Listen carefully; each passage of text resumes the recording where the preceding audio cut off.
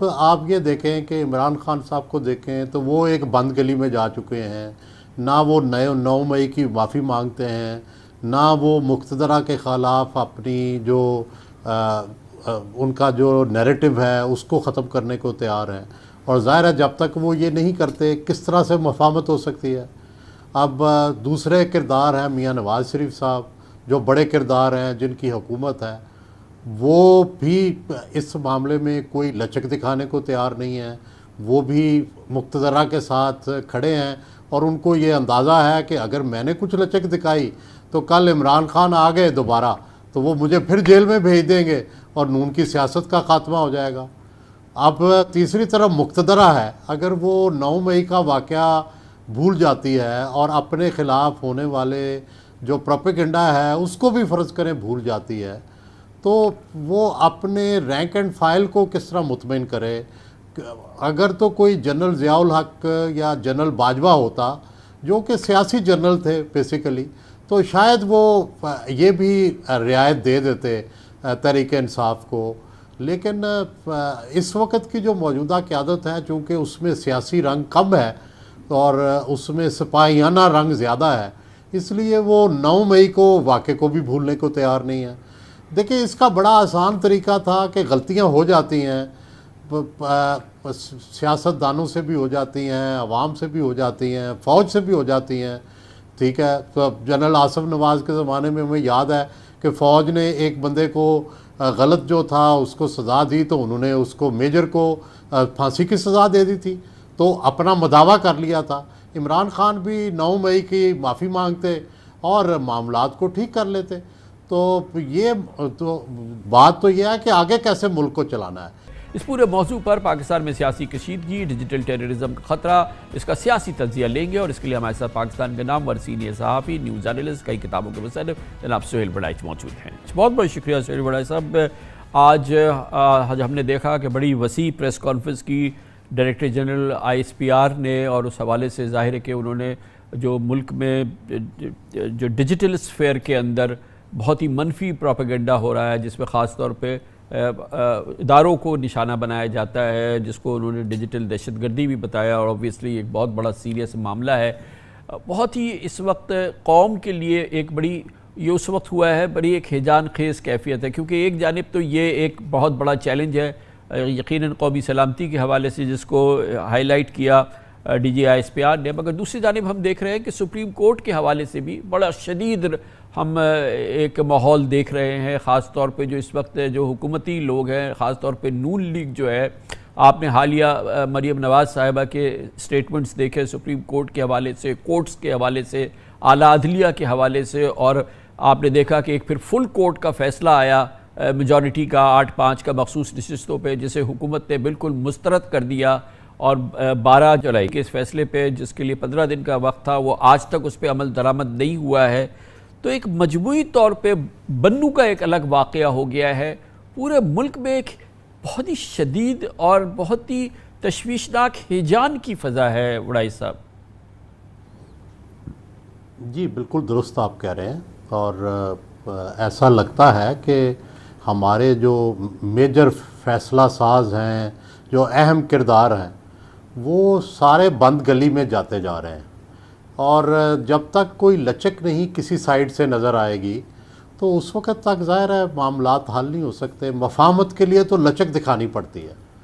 اب آپ یہ دیکھیں کہ عمران خان صاحب کو دیکھیں تو وہ ایک بند گلی میں جا چکے ہیں، نہ وہ 9 مئی کی معافی مانگتے ہیں، نہ وہ مقتدرہ کے خلاف اپنی جو ان کا جو نیریٹو ہے اس کو ختم کرنے کو تیار ہیں، اور ظاہر ہے جب تک وہ یہ نہیں کرتے کس طرح سے مفاہمت ہو سکتی ہے۔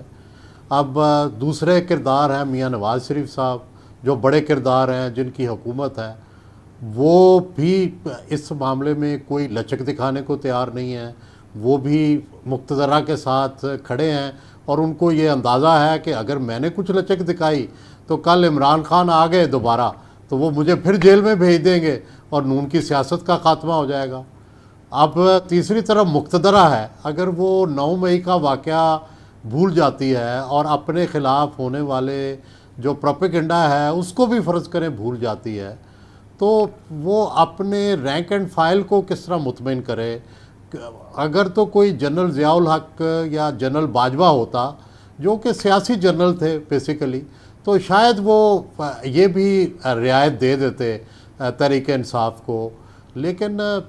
اس وقت کی جو موجودہ قیادت ہے, چونکہ اس میں سیاسی رنگ کم ہے اور اس میں سپاہیانہ رنگ زیادہ ہے, اس لیے وہ 9 مئی کو واقعے کو بھی بھولنے کو تیار نہیں ہے. دیکھیں, اس کا بڑا آسان طریقہ تھا کہ غلطیاں ہو جاتی ہیں, سیاست دانوں سے بھی ہو جاتی ہیں, عوام سے بھی ہو جاتی ہیں, فوج سے بھی ہو جاتی ہیں. ٹھیک ہے, تو جنرل آصف نواز کے زمانے میں ہمیں یاد ہے کہ فوج نے ایک بندے کو غلط جو تھا اس کو سزا دی, تو انہوں نے اس کو میجر کو پھانسی کی سزا دے دی تھی, تو اپنا مداوع کر لیا تھا. عمران خان بھی 9 مئی کی معافی مانگتے اور معاملات کو ٹھیک کر لیتے. تو یہ تو بات تو یہ ہے کہ آگے کیسے ملک کو چلانا ہے. کیا اسی طرح صد بند گلی میں اپنے اپنے موقف پہ ڈٹے رہیں گے اور ملک کے حالات خراب ہوتے رہیں گے؟ یہ تو ظاہر ہے کوئی مستحسن بات نہیں ہے. تو اب اس میں آپ کے خیال میں اس مسئلے کا حل ہے, اور وہ ایک حل یہ ہے کہ عمران خان 9 مئی کے واقعات پہ معافی مانگ لے. آپ کے خیال میں یہ صرف ایک مسئلے کا حل ہے اور اس سے مسئلہ حل ہو جائے گا؟ نہیں, دیکھیں یہ تو آغاز ہے نا. دیکھیں ہمیشہ سی بی ایمز ہوتے ہیں. مثلا اس وقت تو میں سمجھتا ہوں کہ اگر عمران خان یہ عندیہ دیں تو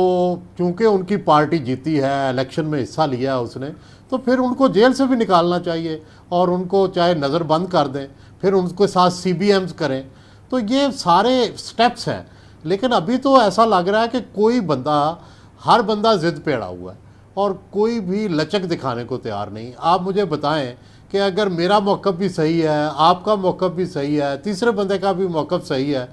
تو پھر صلح کیسے ہوگی؟ تو بھائی ایک تھوڑا اپنی اپنی لچک دکھائیں, ایک ایک سٹیپ پیچھے جائیں گے تو پھر ہی جا کے کوئی راستہ نکل سکتا ہے نا. اچھا, ابھی تک تو یہ صورتحال تھی کہ ظاہر ہے کہ عمران خان گرفتار ہیں, ان کے خلاف مقدمات تھے, ان کے خلاف کیسز تھے, پھر وہ کیسز عدالتوں سے ظاہر ہے کہ رد ہو رہے ہیں, وہ آپ کے سامنے ہے پوری صورتحال. اب اس دوران پھر ان کا مخصوص نشستوں کا کیس تھا, وہ سپریم کورٹ گیا, وہاں پہ فل کورٹ بنی, وہاں پہ میجورٹی سے ان کے حق میں فیصلہ آ گیا, تو وہ ہو گیا. اب اس کے بعد اگر ہم نے یہ صورتحال دیکھی کہ وہ فیصلہ حکومت نے ببانگ دہل مسترد کر دیا ہے, اس پہ عمل درآمد نہیں ہو رہا, اور اسی کے ساتھ ساتھ ہم نے دیکھا کہ حکومت کی جانب سے عزم سامنے آیا کہ پی ٹی آئی پہ اس پہ پابندی لگا دی جائے گی, عمران خان پہ اور سابق صدر عارف علوی پہ آرٹیکل 6 کا مقدمہ چلایا جائے گا. تو اس میں عمران خان اور پی ٹی آئی کو کرنے کے لیے کیا ہے؟ یہ تو حکومت کی یہ جو ہے بڑی ایگریسو اچانک کی صورتحال سامنے نظر آئی. دیکھیں ہوا یہ کہ میرا خیال ہے کہ اگر یہ عدالت کا فیصلہ نہ آتا تو نون کا شاید یہ ریئیکشن بھی نہ آتا. تو پرابلم یہ ہے کہ یہ جو فیصلہ ہے,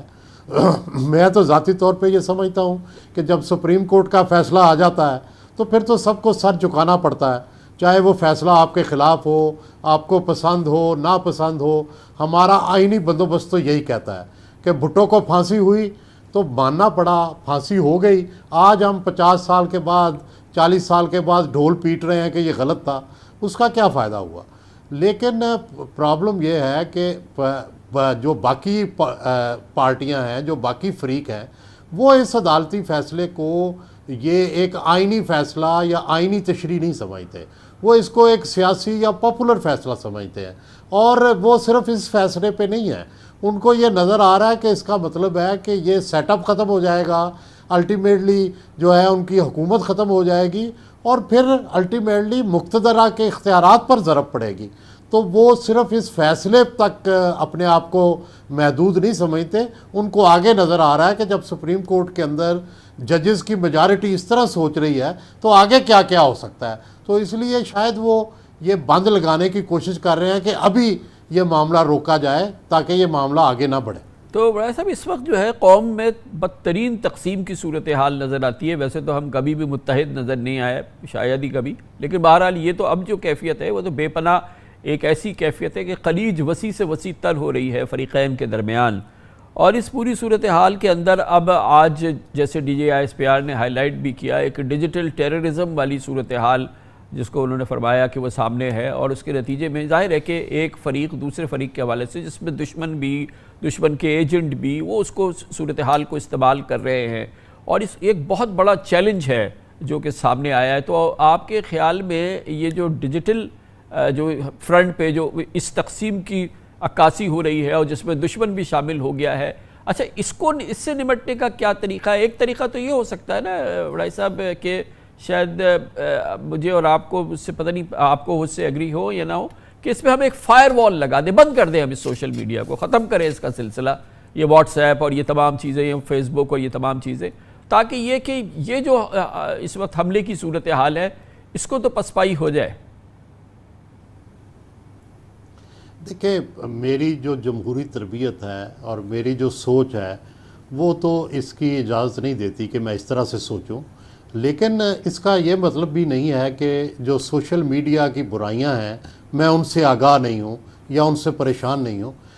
لیکن میرے خیال میں اس کا ایک بہتر حل موجود ہے، اور وہ کیا ہے کہ جس طرح آپ نے آزاد ٹی وی چینلز جو ہیں وہ ان کی اجازت دی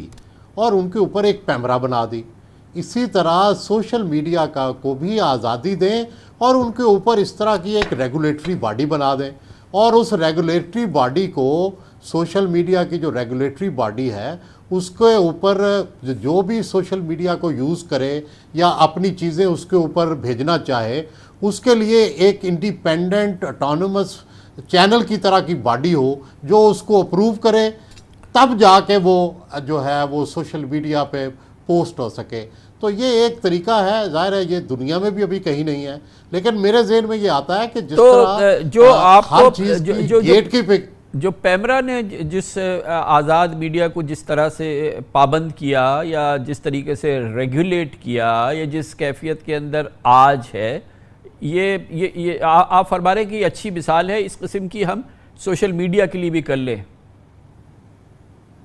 جی، میرا تو پیمرا سے اختلاف ہے کیونکہ پیمرا ایک صرف سرکاری ادارہ ہے، میری رائے میں یہ بھی سرکاری ادارہ نہیں ہونا چاہیے، اس میں انڈیپینڈنٹ لوگ بھی ہونے چاہیے۔ تو ابھی تو صرف یہ ٹول ہے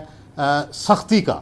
لیکن ہونا یہ چاہیے جس طرح آکسفام ہے یا جس طرح انڈیا کے اندر میڈیا کمپلینٹس کمیشن ہے، تو ہم اس طرف جانا چاہیے تاکہ نہ ان کی آزادی متاثر ہو اور نہ یہ کچھ ایسا کر سکیں کہ جس سے ملک کے لا اینڈ آرڈر کو، ملک کے جو